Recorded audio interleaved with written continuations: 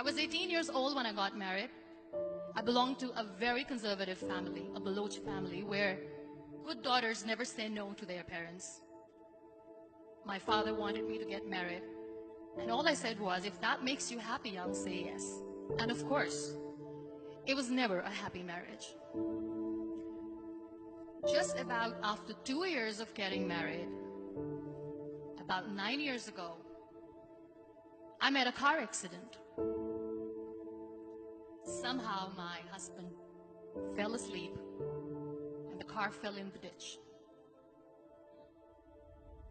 He managed to jump out, saved himself. I'm happy for him. But I stayed inside the car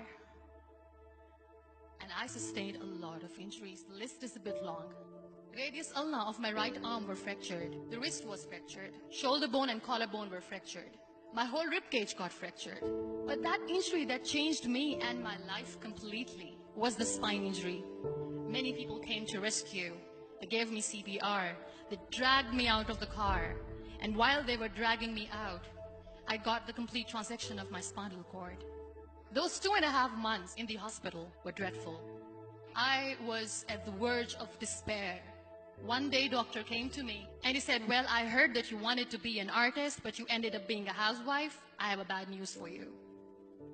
You won't be able to paint again. Next day, doctor came to me and said, your spine injury is so bad, you won't be able to walk again.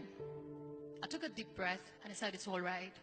Next day, doctor came to me and said, because of your spine injury and the fixation that you have in your back, you won't be able to give birth to a child again. That day, I was devastated. I started to question my existence. Why am I even alive? So what kept me going was, one day I asked my brothers, I know I have a deformed hand, but I'm tired of looking at these white walls in the hospital and wearing these white scrubs. Bring me some colors, bring me some small canvas. I want to paint. So the very first painting I made was on my deathbed, where I painted for the very first time. What an amazing therapy it was. Without uttering a single word, I could paint my heart out. I could share my story.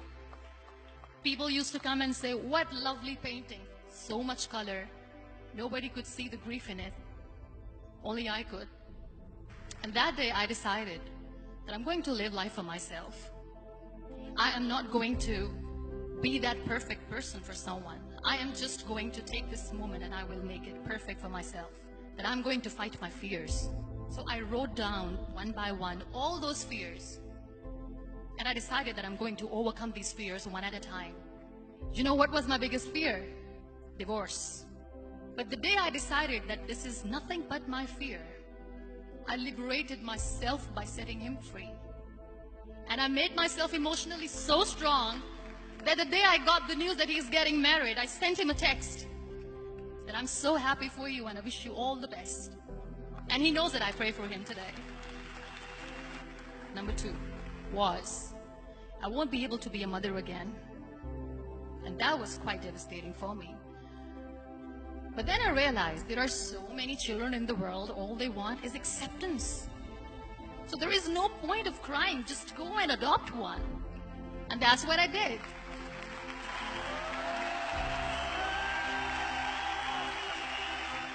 I gave my name in different organizations, different orphanages, and I waited patiently. 2 years later, I got this call from a very small city in Pakistan. I got a call and they said, are you Muniba Mazari?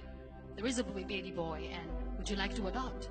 I could literally feel the labor pain. I said, yes, yes, I am going to adopt him. I am coming to take him home. And that day, I was 2 days old, and today he's 6. You know, when you end up being on the wheelchair, what's the most painful thing? People think that they will not be accepted by the people because we, in the world of perfect people, are imperfects. So I decided to appear more in public. I started to paint. I have done a lot of modeling campaigns. I decided that I'm going to join the national TV of Pakistan as an anchor person. I became the National Goodwill Ambassador for UN Women Pakistan, and now I speak for the rights of women, children. I was featured in BBC 100 Women for 2015. I'm one of Forbes 30 under 30 for 2016. So when you accept yourself the way you are, the world recognizes you. It all starts from within. We have this amazing fantasy about life. This is how things should work. This is my plan. It should go as per my plan. If that doesn't happen, we give up. I never wanted to be on the wheelchair. Never thought of being on the wheelchair. This life is a test and a trial, and tests are never supposed to be easy. So when you are expecting ease from life, and life gives you lemons, then you make the lemonade, and then do not blame life for that. It is okay to be scared. It is okay to cry. Everything is okay, but giving up should not be an option. They always say that failure is not an option. Failure should be an option, because when you fail, you get up, and then you fail, and then you get up, and that keeps you going.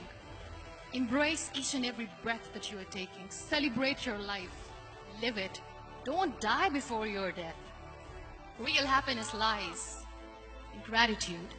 So be grateful, be alive, and live every moment.